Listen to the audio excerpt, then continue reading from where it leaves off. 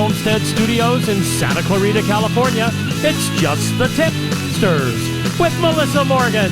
Guten Tag.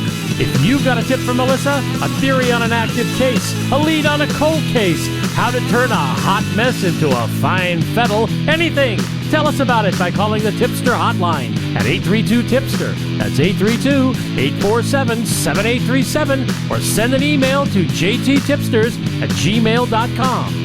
You just might hear your tip on the podcast. And now here's your host. She knows the secret and terrifying story behind the whole Oreo Hydrox thing, but she's not telling. Melissa Morgan. And all the cowbells.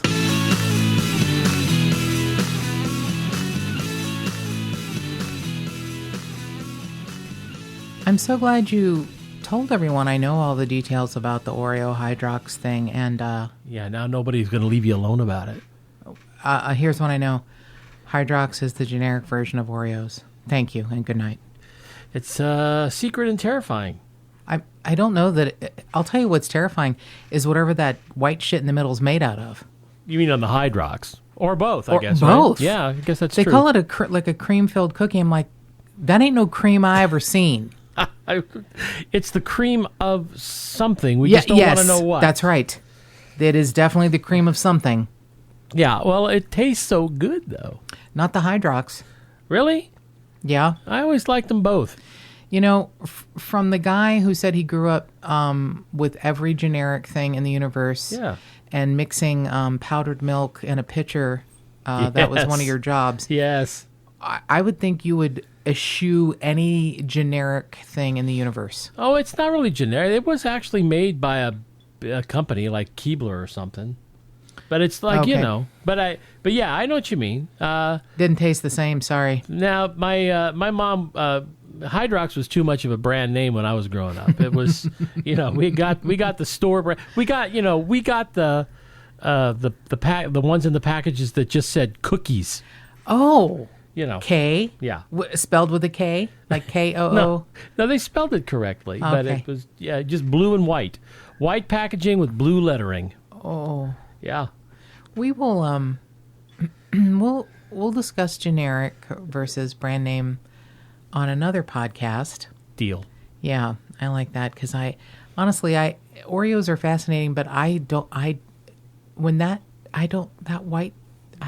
that white shit scares me, man. And you can get the double stuff now too. Yeah, and it's kind of scary. They call it stuff. They do call it stuff. That's what I'm saying. And it gets stuck on your teeth, and it's not real. It's not a real product. It's kind of greasy and kind of... You can stop anytime you want. Okay. Thank you. I appreciate that. You're welcome. So, as I alluded in the previous Golden State Killer update, my new girlfriend is Barbara Rae-Venter. I am typically not going to take a 70-year-old woman as my new poster girl, but she be it. She is something else, Barbara Rae-Venter. And I would have to say that she is 70 and looks 50, 55. I mean, there are many women decades younger than her that look like they've been rode hard and put up wet. And I don't know if it's good, clean living. I don't know what she puts it down to. But the more I find out about her, the more I adore her. And she's very private, as I understand one would be. And what is so amazing is how she found herself wrapped up in the middle of, two giant serial killer cases. One not as well known, possibly because we're not sure we're ever even going to find out the killer's real name. He had so many aliases, and he is deceased in prison. He died in prison. But it's fascinating. So if you have not heard the previous episode on how she helped to really capture the Golden State Killer definitively and forever, it's interesting. But she's this amazing 70-year-old woman who lives in Northern California who came to the United States at the age of 20 from New Zealand. And she, I'll just read a couple of things about her. A beautiful article in the New York Times from August 29th of this year. And she's just like one of those people you're like, are you for real? Are you for real, girl? Because she's kind of amazeballs and ethical and scrupulous, and she's just like a gem. She's at this point in time, in my mind, she's a national treasure. She is a national treasure. So here she was, a retired intellectual property attorney, and she taught classes in bioethics at Stanford and at Santa Clara Law School. She got her JD from the University of Texas at Austin Law School and a BA double major in psychology and biochemistry. Okay, then. Wait, I'm not even done. Wow. And a Ph.D. in biology at the University of California, San Diego. My brain hurts just hearing that. Oh my God. She's a doctor lawyer. Okay, prior to attending law school, she was an assistant professor at the University of Texas Medical Branch in Galveston, where she taught endocrinology and biochemistry at the med school. She is the co-author of several scientific papers in the field of cancer research, and she completed 4-course family history series that's offered by Karen Clifford through the Monterey Peninsula College. So she is an expert in genealogy and biochemistry, intellectual property law, endocrinology. She's just... I'm incredibly impressed. No It's kidding. unbelievable. No effing kidding. And to think that she had, a major heart condition in March of 2017, and we could have lost her. It was very serious, and they did this operation, and she recovered. And by November of 2017, she is on the Golden State Killer's trail, and she comes through in a big way. But so let's go back in time to, her, how she got wrapped up in all of this, which actually started in 2015.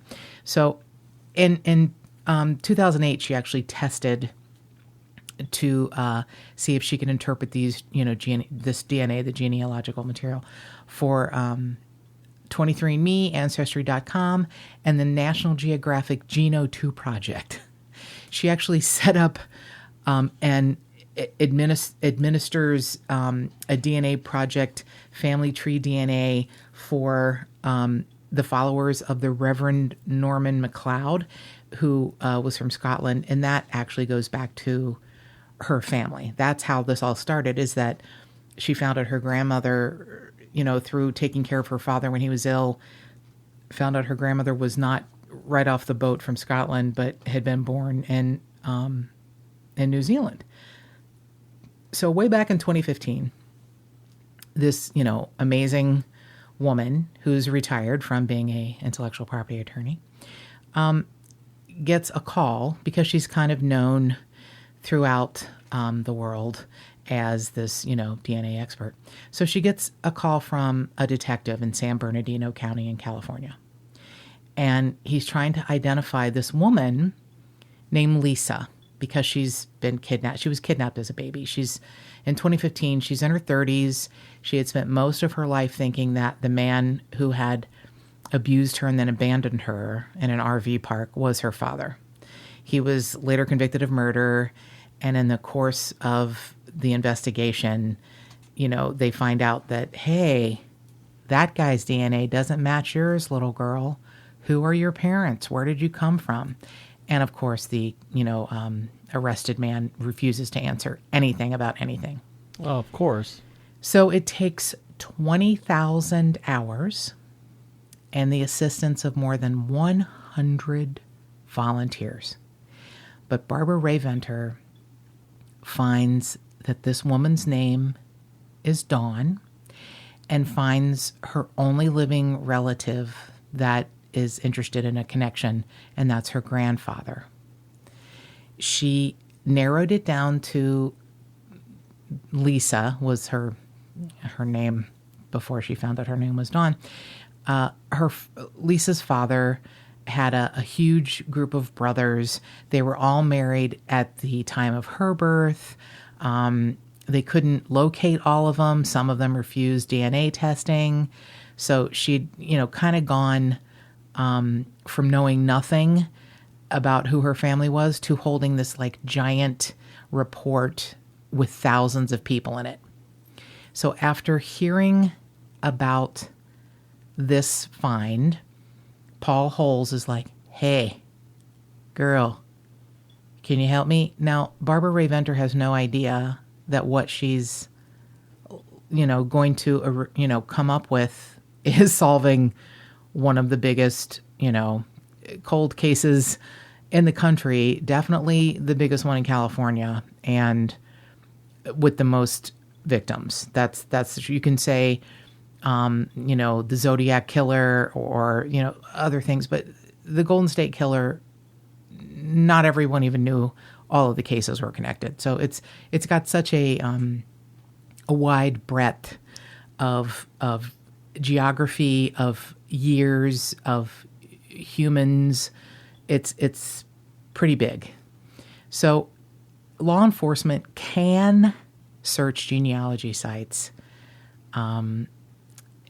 without a court order, but most of them make it tough, and that's understood. I understand why.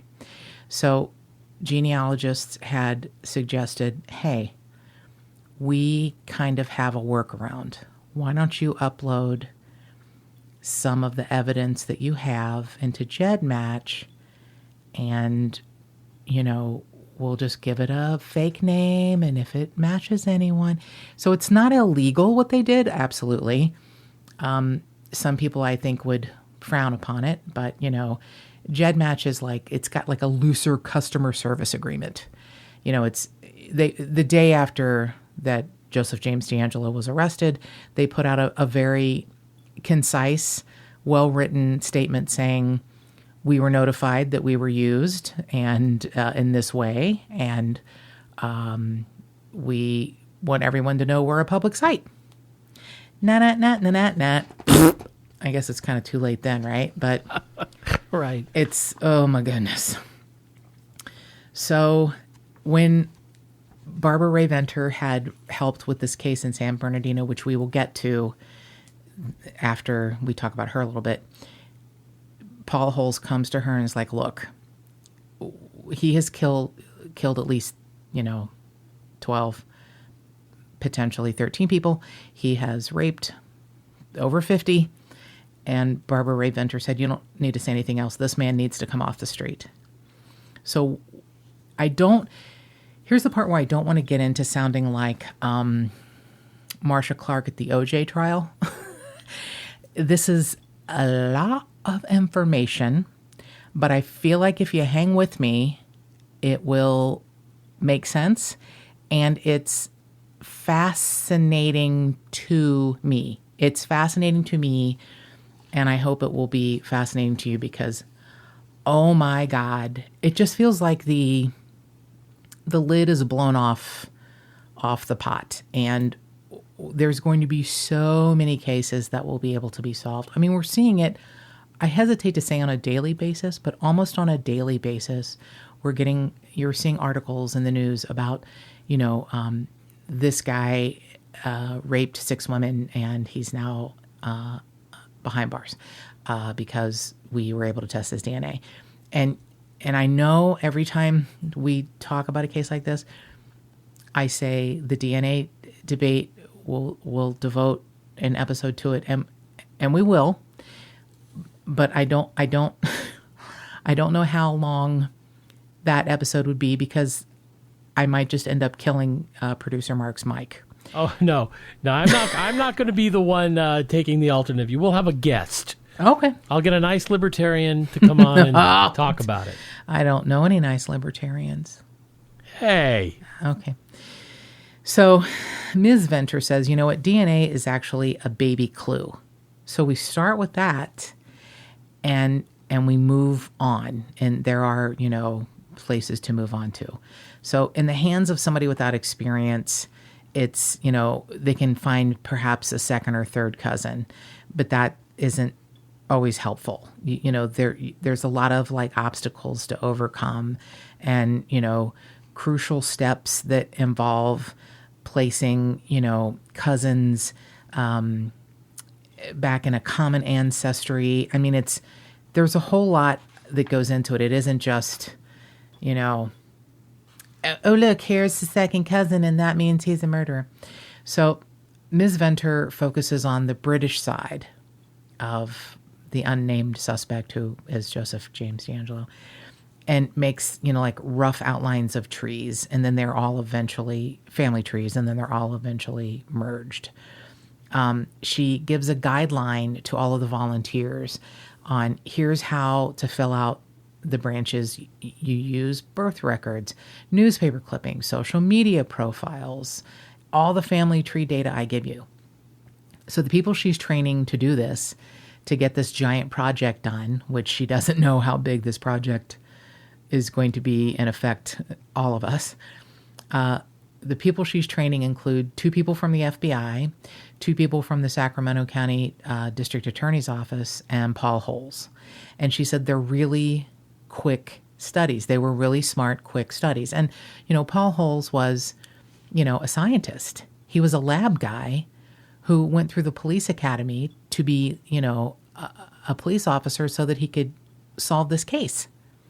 And it took him, the greater part of his 24-year career.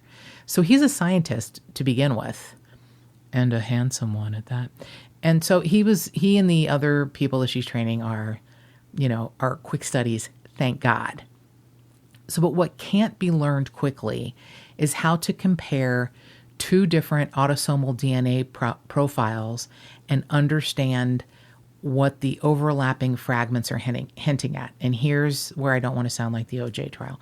So autosomal DNA is it's a genetic genealogy term used to describe the DNA that's inherited from the autosomal chromosomes. So an autosome is any of the numbered chromosomes as opposed to the sex chromosomes. So we have 22 pairs of autosomes and then 1 sex chromosome, so the X and the Y chromosomes. But we have 22 pairs of autosomes. So those are the ones that are more, there's more of them, and then having to compare them and overlap the fragments to see who matches closer to who, that's the part that's tougher to train someone on. But she did it. And Paul Holes said, people like Barbara Venter are worth their weight in gold. They understand the DNA testing and the DNA inheritance and the genealogy aspects. And it's just really hard to find in one single person. And I'm sure that is true. And she is all that wrapped up in one and a bag of chips. So there's, several months of weeding this down. And there's a handful of candidates, and they actually got a voluntary DNA sample from one guy who looked like he was the most likely suspect, and it wasn't him. But he was actually related to Joseph James D'Angelo, so that was somewhat helpful. So this is where she goes on to the eye color prediction tool that's available on GEDmatch. It's called Prometheus.com. So it lists like health risk analysis. So it said that the suspect would probably be prematurely bald, and he would have blue eyes. And they found DMV records. The only guy with blue eyes who's balding, dun dun dun dun, Joseph James D'Angelo. So it's pretty fascinating, and now things are just jumping by leaps and bounds. Right after the Golden State Killer arrest announcement, Parabon, who does great work, you can see it on some of the ID Network true crime shows. They've used it to show a picture of what a suspect would look like now, maybe after it's been 15, 20 years. The eye color, hair color, skin color, freckles. It's pretty amazing. It is really amazing. And they do it even though they don't know what the person looks like. They can build a person's face based just on the DNA. You're absolutely right. And I got to be honest, when they have found the suspects, pretty damn close to the picture. Pretty amazing. Pretty damn close. So Parabon, it's a forensic consulting firm. They're launching a genealogical arm of their business, which is fantastic. And, so they're going to be working on like adoption cases. So Colleen Fitzpatrick, who's a rocket scientist who's turned genealogist, she's working on murder cases for Identifinders International. It's a forensic identification organization. It's typically was used to find adoptees and families. And she said the Golden State Killer case opened the door and said we could go into homicides. Yes, you can, Miss Fitzpatrick. You go in with both boots kicking, and God bless you for all that you do. So here's how Barbara Venter became the kind of superwoman that she is today.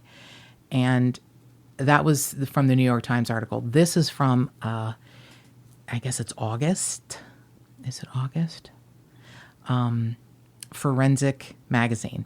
So producer Mark, if you think about it, could you tell Santa that I might like a subscription to Forensic Magazine? Reading that down right now. Huh? No, I don't know. Huh? I just happen to think Forensic Magazine. No. What? If you happen to see Santa, tell him I would just be deliriously happy with a subscription to Forensic Magazine. Why, we're having coffee next Tuesday. Okay, good. If it comes up, if he asks, if there's a list I've made, just say, I heard Melissa was interested in a subscription to Forensic Magazine. So, Peter Headley, who's a detective in the Crimes Against Children detail in the San Bernardino County Sheriff's Department, has spent 5 years looking at the Lisa case. The little girl named Lisa, she was, abandoned in 1986 in an RV park. And her quote unquote dad was a drifter, which is really a bummer. The thing about Lisa, whose name is Dawn, really, she, thank God, had a tough beginning, but she has a happy life now. She's married with kids. She's got a normal, wonderful adult life, and she's the one who went looking for her family when there were connections made that the man who said he was her father was arrested. So she wasn't sure, she has very few memories from her childhood. She, said, I have vague shadows of memories of abuse. A man I can really barely recall. And, Detective Headley is like, she's just very unique. She's one of a kind. We didn't know who she was, and we didn't know where she'd been taken from, but we were going to find out, and we didn't really have much to go on. So Detective Headley is in California, and he's seen a lot, obviously, as a detective in crimes against children in a kind of a difficult part of California. There's not a lot that goes on there. It's a lot of spread out. I don't want to give San Bernardino a bad name, but it can be a tough. I'm sure there's wonderful parts of it, but it can be a tough area. So he just felt there was something about this case. So, the man who had abandoned little Lisa in the RV park in 1986 had gone on, to be arrested for dismembering a woman and burying her body in her own basement. So he thought, what? I think I need to find out about Lisa's past and bring her into the future with this man who said he was her father, who was a killer. So he's trying to figure out where to start. How, where do I start? Where do I go? So he went back over interviews with the quote-unquote drifter. He found any documentation he could and tried to find any connection to a past, a lifetime where this man had gone, how he had gotten this girl who he said it was his daughter who was not. And, it takes him 5 years, and he's just like lead after lead after lead, just ends up going nowhere. And this man is truly a phantom because we still don't know who he is.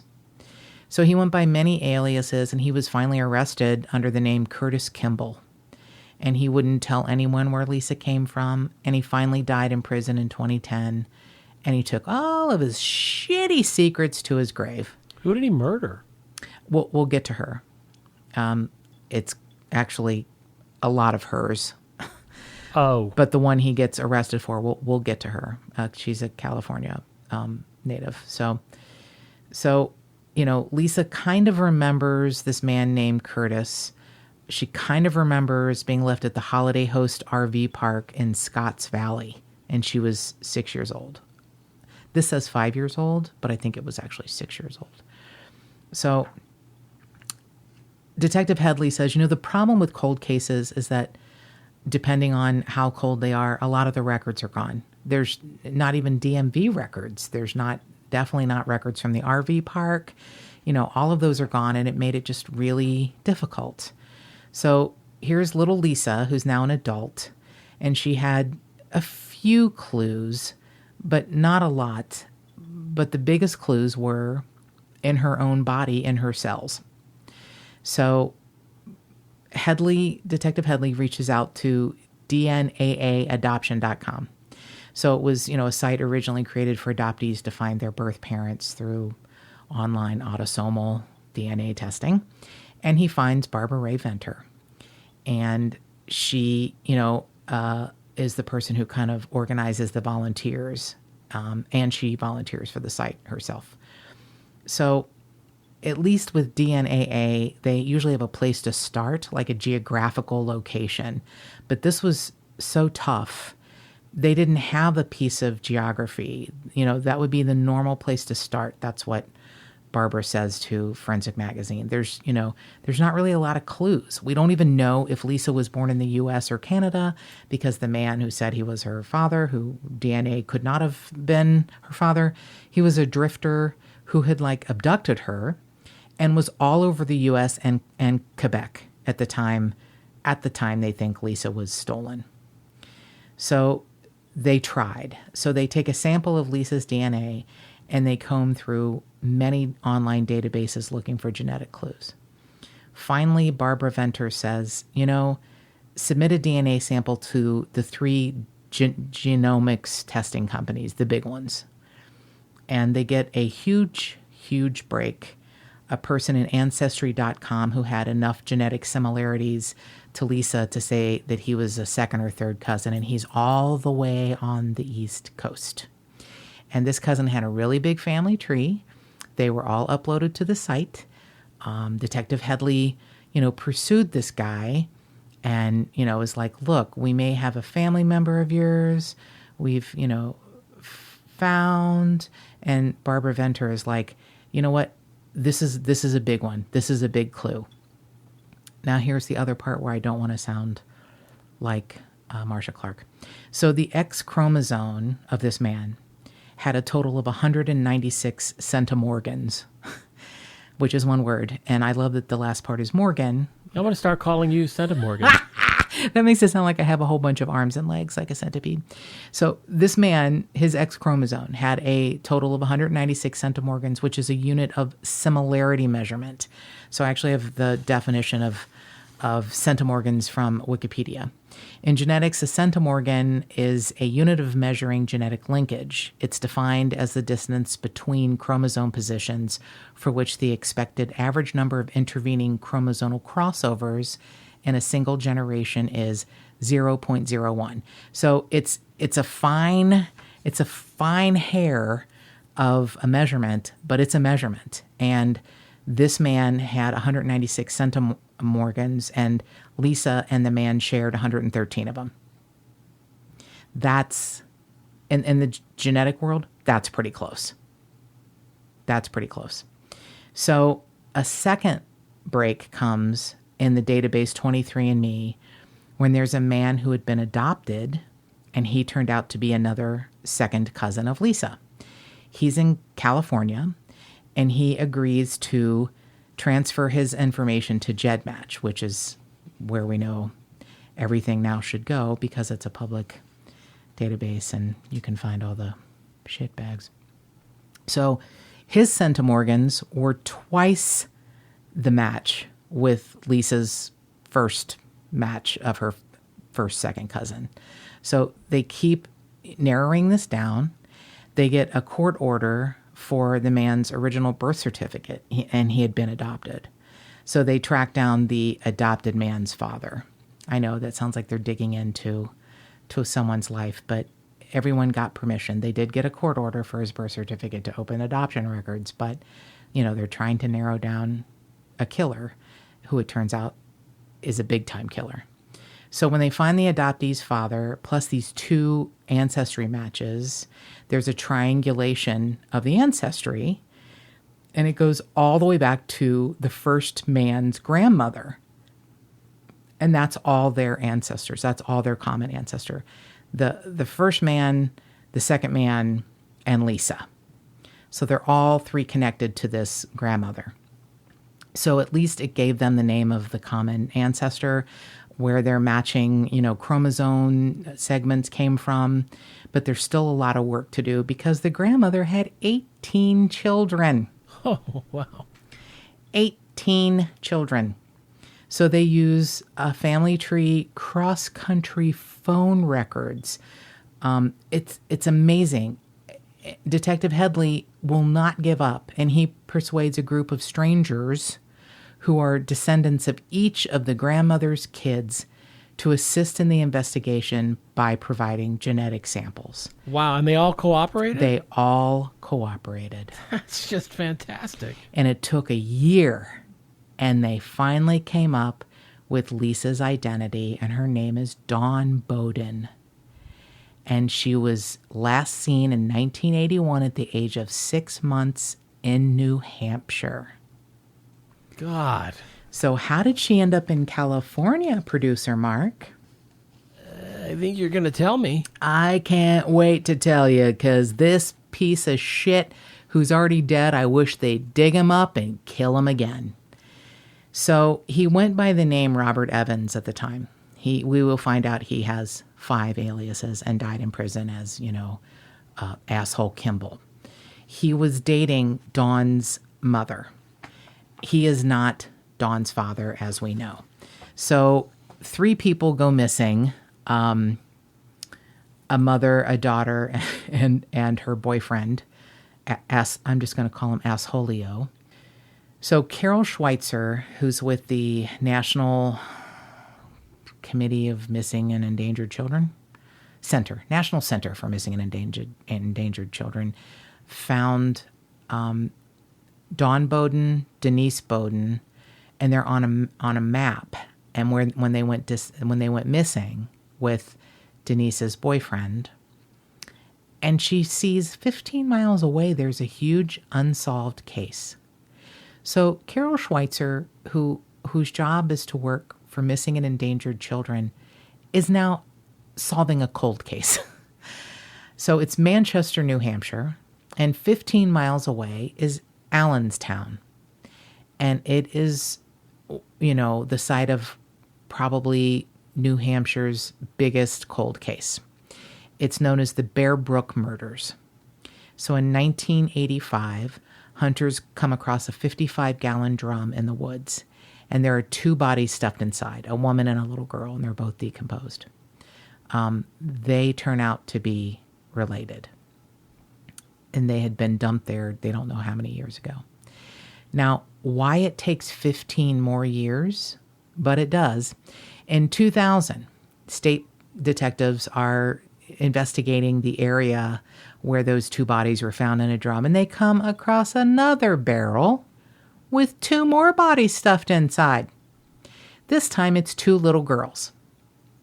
Oh, for God's sake. It turns out one of the little girls is related to the first woman and the other little girl in the barrel, but the 4th little girl is not related to those 3. And they have no names, no idea, no nothing. But it's 15 miles away from where Dawn Bowden, a.k.a. Lisa, was stolen from. Pretty big coincidence. It's pretty interesting, huh?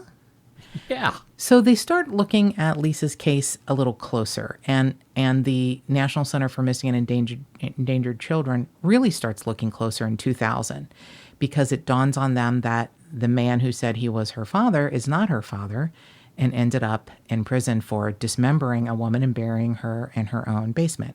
We'll get to her name in a moment. So Dawn and her mother's boyfriend, Robert Evans, disappeared from New Hampshire after a family dinner, Thanksgiving dinner, in 1981. And they said it was financial problems. Robert Evans said, we're splitting. We're leaving town. We got financial problems. Now, because of that, Dawn's family didn't officially report her missing until 2016. Okay, whoa. Dawn, the girl, Lisa, Yes. her family started looking for her under her real name, Dawn, only in 2016? Well, they didn't start looking for her. They assumed Dawn Denise and Dawn Denise, her mother, Denise Bowden, and Robert Evans were on the run. Right. Okay. They don't think she's missing. They think the family's all together because he told them that's what we're going to do. Tax problems, whatever, I'm out Yeah, here. we're on the run. So they think maybe they're up in Canada somewhere or Right. some shit like Right. that. Okay. So they report her missing in 2016 officially. So Ms. Schweitzer is like, look, everybody in this National Center for Missing and Exploited Children is familiar with large cases. And definitely in the back of our minds is the one in Allenstown. So we start to hear this information about Lisa's case, how she went missing in 1981, kind of a consistent timeline. There's a mother and a daughter that go missing at the same time. Pretty weird. There's a mother and a daughter found in a barrel. There's two other girls, one of them being the original mother's daughter, also in barrels. We're wondering if there's any link to this case.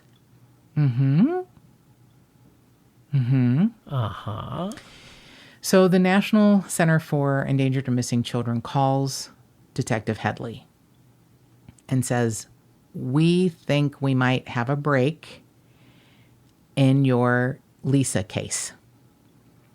We think these things are connected. So now here's why it's sort of sad that we may never know who this motherfucker is. But so they have fingerprints and jail records because he was arrested several times in California. He is Gordon Jensen, Curtis Kimball, which is the name he died in prison under, Gerald Mockerman, and Lawrence Vanner, as well as Robert Evans. So under these various names, he'd been arrested for a DUI. Lisa's in the car with him. He abandoned her in an RV park. And then he's eventually convicted of murdering and dismembering a woman in June of 2002 named Yoon Soon Jun. And he dies in prison in 2010 as Curtis Kimball, never telling anyone his real name. So he's gone and has had many names.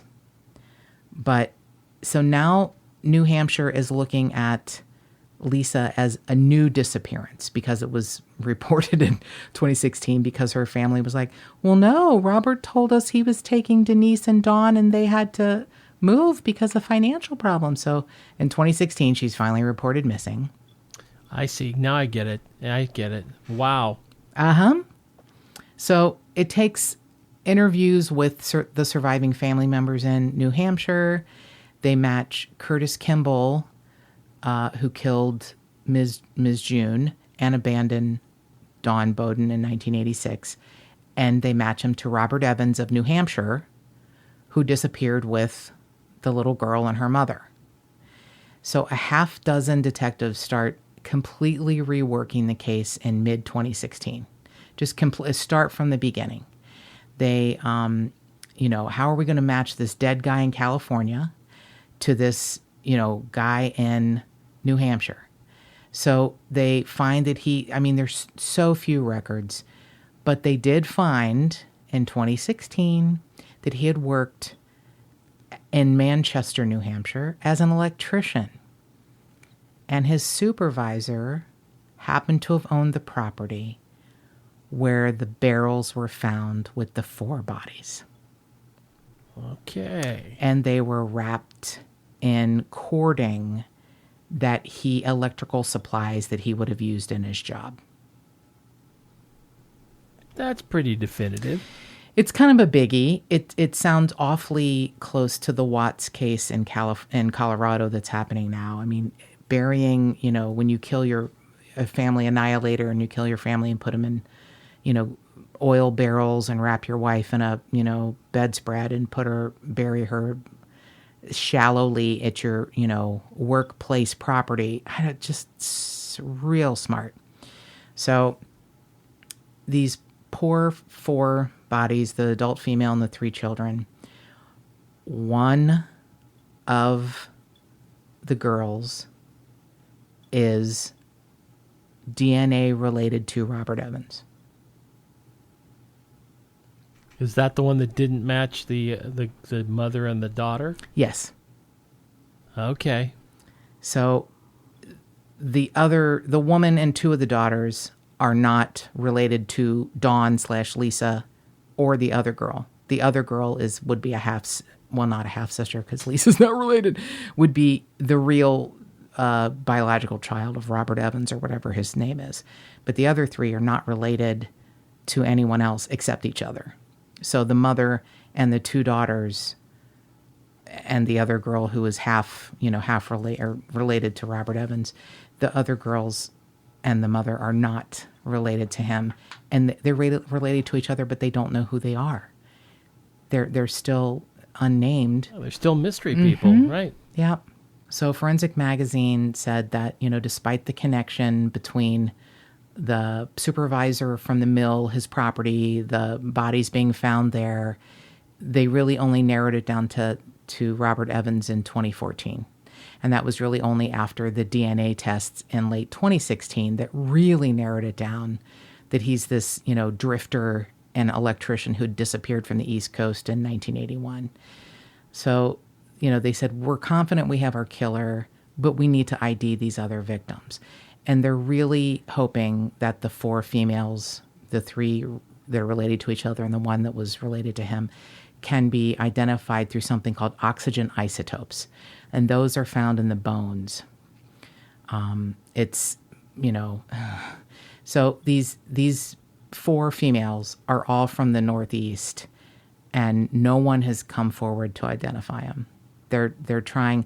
They have beautiful pictures of these, the mother and the 3 daughters, and 2 daughters and 1 Robert Evans daughter, and where they could be from. And it's kind of amazing. There's they've made like an approximate geographic origin of where they could have come. And these, these pictures are beautiful and heartbreaking. And they're really working hard to find the identity of these 4 female victims and to find out the real identity of this chameleon killer. Prior to 1977, they can't really find anything else about him.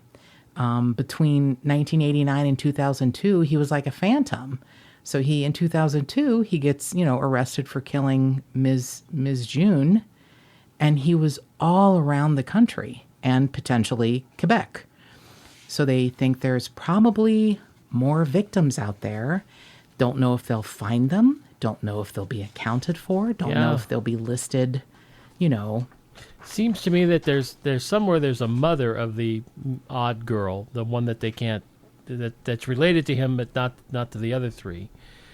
That there's her mother is out there somewhere, either dead or like murdered maybe, or alive somewhere. Right. And that she's that's got to be the key, is finding the mother.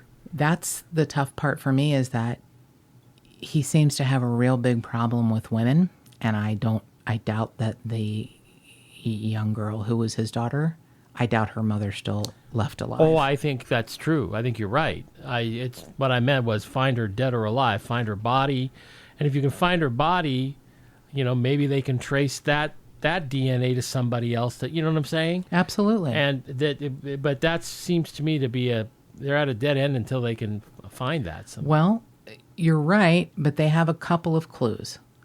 So, finding out a few records from his past. It appears he was probably in the military, perhaps the Navy. He may have spent his early years in a very sparsely populated part of Wyoming. And here's the big part. There is a woman who went by the name of Elizabeth Evans, even though she was never legally married to Robert Evans when he lived in Manchester.